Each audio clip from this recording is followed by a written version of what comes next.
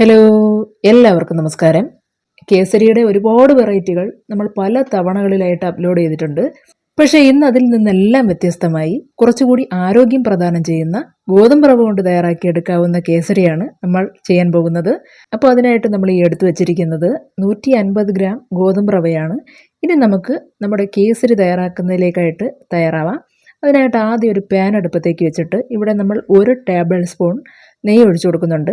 ഇനി ഈ നെയ്യ് ചൂടായി തുടങ്ങുമ്പോഴേക്കും 1 ടേബിൾ സ്പൂൺ അളവിൽ തന്നെ കശുവണ്ടി ഇട്ട് മൂപ്പിച്ചു തുടങ്ങാം.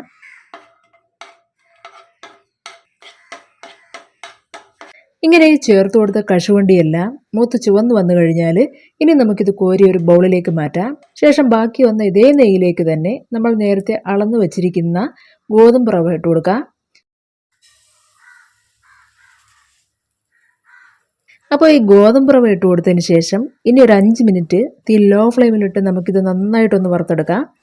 ഇങ്ങനെ ചെയ്തില്ല എന്നുണ്ടെങ്കിൽ റവ വെള്ളം ഒഴിച്ച് വേവിക്കുന്ന സമയത്ത് വെന്ത് കട്ട പിടിച്ച് പോകാനുള്ള സാധ്യത കൂടുതലാണ്. അതുകൊണ്ട് അത് ഒഴിവാക്കാനായിട്ട് നന്നായിട്ട് തന്നെ നമുക്ക് ഈ റവ വറുത്തെടുക്കേണ്ടതായിട്ടുണ്ട്. ഇവിടെ ഇപ്പോൾ ഈ പറഞ്ഞ 5 മിനിറ്റൊക്കെ കഴിഞ്ഞു. റവ നല്ലതുപോലെ മൂത്ത് കിട്ടി. ഇനി നമുക്കിത് വേവാനാവശ്യമായ 450 ml തിളച്ച വെള്ളം ഒഴിച്ചു കൊടുക്കാം.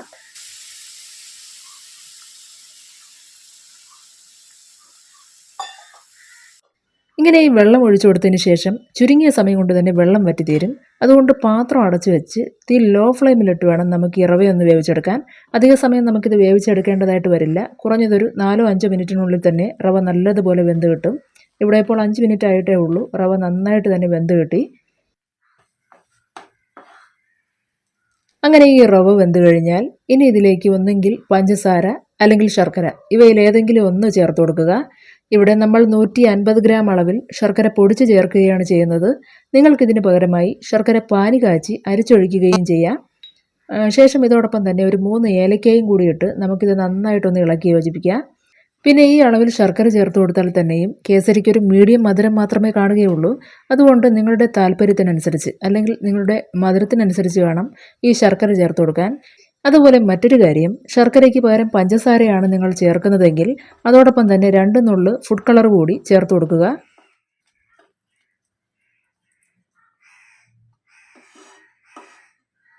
ഇവിടെ ഇപ്പോൾ നമ്മൾ ആ ചേർത്ത് കൊടുത്ത ശർക്കരയെല്ലാം നല്ലതുപോലെ അലിഞ്ഞ് ചേർന്നിട്ടുണ്ട്.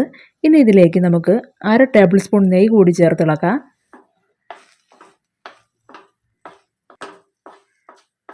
അപ്പോൾ വളരെ സിമ്പിളായിട്ട് ആർക്കും തയ്യാറാക്കിയെടുക്കാവുന്ന നമ്മുടെ ഇന്നത്തെ സ്പെഷ്യൽ ഗോതമ്പ് റവ കൊണ്ടുള്ള കേസരി റെഡിയായിട്ടുണ്ട്. ഇത്രയേ ഉള്ളൂ. ഒടുവിലായിട്ട് ആ വറുത്ത് മാറ്റി വെച്ച കശുവണ്ടിയും കൂടി ചേർത്തിളക്കി കഴിഞ്ഞാൽ പൂർണ്ണമായി. അപ്പോൾ എല്ലാവരും ട്രൈ ചെയ്ത് നോക്കിയിട്ട് അഭിപ്രായങ്ങൾ അറിയിക്കുക.